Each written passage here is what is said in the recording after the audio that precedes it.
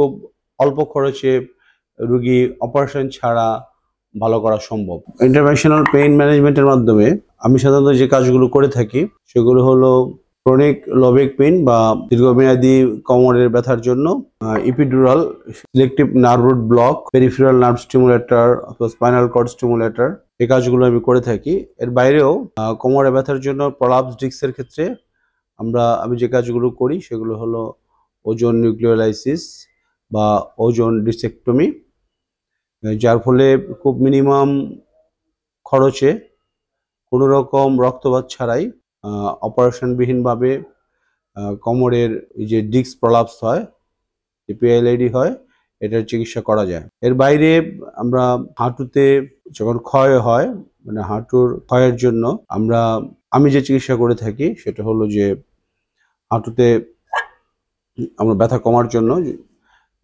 PRP therapy দেই এবং nerve block করে থাকি পায়ের, যার ফলে যদি অস্টিওআর্থ্রাইটিস গ্রেড 1-2 হয় সেক্ষেত্রে রোগীদেরকে একটা ব্যথামুক্ত ভালো জীবন দেওয়া যায়। এর বাইরে অনেক সময় কার্পাল টানেল সিনড্রোম হয় হাতে, সেক্ষেত্রে আমরা যেটা করি, যেমন কার্পাল টানেল সিনড্রোমের ক্ষেত্রে মিডিয়ান নার্ভকে আমরা হাইড্রো ডিসেকশন করে দিই, যার ফলে অপারেশনকে এড়ানো যায় এবং খুব অল্প খরচে কোনো এক ফোঁটাও রক্তপাত ছাড়া হাতের এই যে ব্যথাগুলো এগুলো কমিয়ে দেওয়া যায়। অনেক সময় হাতের যে আমাদের যে এতে শোল্ডারে ব্যথা হয়, শোল্ডারের ব্যথার ক্ষেত্রে অনেকগুলো কারণ থাকে। যেমন শোল্ডারের যে মাসলগুলো থাকে, এই মাসলগুলোর মধ্যে অনেক সময় বার্সা থাকে, এই বার্সাইটিস হয়, যেমন সাবএক্রোমিয়াল সাবডেল্টয়েড বার্সাইটিস হতে পারে। আরেকটা হলো যে ফ্রোজেন শোল্ডার হয়। এগুলোর ক্ষেত্রে আমরা অপারেশন ছাড়াই আল্ট্রাসোনোগ্রামের মাধ্যমে খুব রক্তপাত ছাড়াই খুব অল্প খরচে আমরা এগুলো ভালো করতে পারি। পায়ের এই যে ক্যালকেনিয়ামটা, যে হাড়টা, এই হাড়টা উপর ভর দিয়ে আমরা সাধারণত হাঁটাচলা করি। এটার এই উপরের দিকে হাড় বাড়তে পারে, এটা নিচের দিকে হাড় বাড়তে পারে। উপর দিকে বাড়লে আমরা বলি রেট্রোক্যালকেনিয়াম বা স্পার, নিচের দিকে বাড়লে বলি ক্যালকেনিয়াম স্পার। এখানে বার্সাইটিস হতে পারে। তো এটার ক্ষেত্রে আমরা ইন্টারভেনশনালি পেইন ম্যানেজমেন্ট করে ফেলতে পারি কোনো রকম সার্জারি ছাড়া। আবার এখানে যে পর্দাটা আছে যেটাকে বলে প্ল্যান্টার ফাসা, যেটার জন্য সকালবেলায় ঘুম থেকে উঠলে হাঁটতে কষ্ট হয়, এটাও আমরা অপারেশন ছাড়া ইন্টারভেনশনের মাধ্যমে খুব সহজেই আমরা ভালো করতে পারি এটা। এর বাইরেও যেটা হয় যে খেলোয়াড়দের ক্ষেত্রে এখানে নানা রকম লিগামেন্ট আছে, এগুলো ইনজুরি হয় খেলোয়াড়দের, ছোট ছোট লিগামেন্ট, যেমন ডেলটয়েড লিগামেন্ট, স্প্রিং লিগামেন্ট, এগুলো ইনজুরি হয়। এগুলো আমরা অপারেশন ছাড়া ইন্টারভেনশনের মাধ্যমে ভালো করতে পারি। কনুইতে দুটো রোগ হয় খুব কমন, যাতে কনুইতে খুব ব্যথা হয়।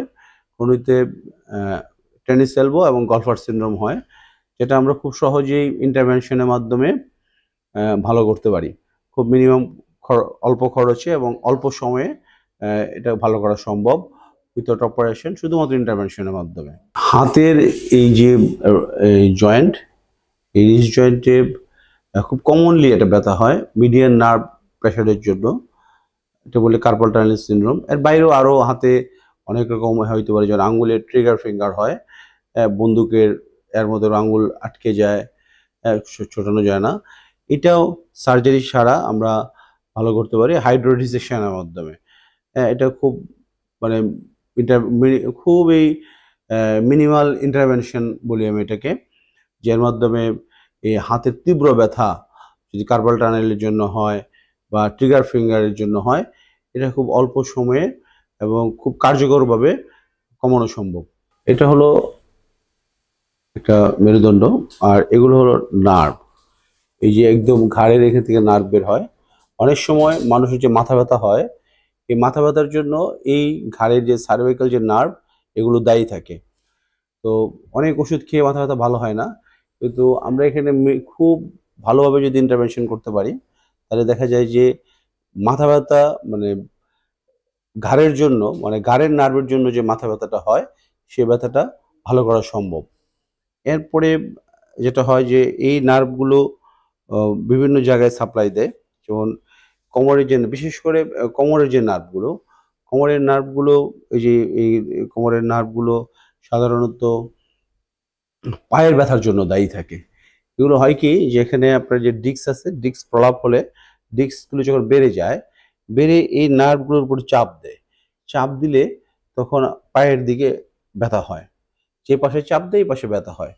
তো এটাও আমাদের পক্ষে মানে নানা রকম উপায়ে ভা ভালো করা সম্ভব। যেমন আমরা অনেক সময় এখানে এই ডিস্কের মধ্যে আমরা ওজন নিউক্লিওলাইসিস বা ওজন ডিসেক্টমি করি, অথবা এই নার্ভগুলোকে সিলেক্টিভ নার্ভ রুট বলি আমরা, রুট ব্লক করি, অথবা অনেক সময় ইপিডুরাল দিই আমরা, অথবা আমরা কোয়াডাল ইপিডুরাল দিই, দিয়ে নানা রকমভাবে আমরা ব্যথা কমাতে পারি।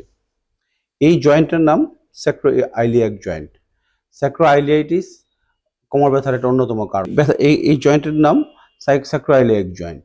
এই জয়েন্টের যে ব্যথাটা হয়, এই ব্যথাটা ভালো করার জন্য ইন্টারভেনশন, স্যাক্রোইলিয়াক জয়েন্ট ইন্টারভেনশন খুব কার্যকর একটা চিকিৎসা। এর মাধ্যমে স্যাক্রোইলিয়াক জয়েন্টের যে ব্যথাটা এটা কমিয়ে দেওয়া সম্ভব। তাই আমি বলব যে সবকিছুর আগে যথাযথভাবে রোগ নির্ণয় করাটা জরুরি। রোগ নির্ণয় করে যথাযথ ইন্টারভেনশন করলে এটা খুবই সাশ্রয়ী একটা চিকিৎসা।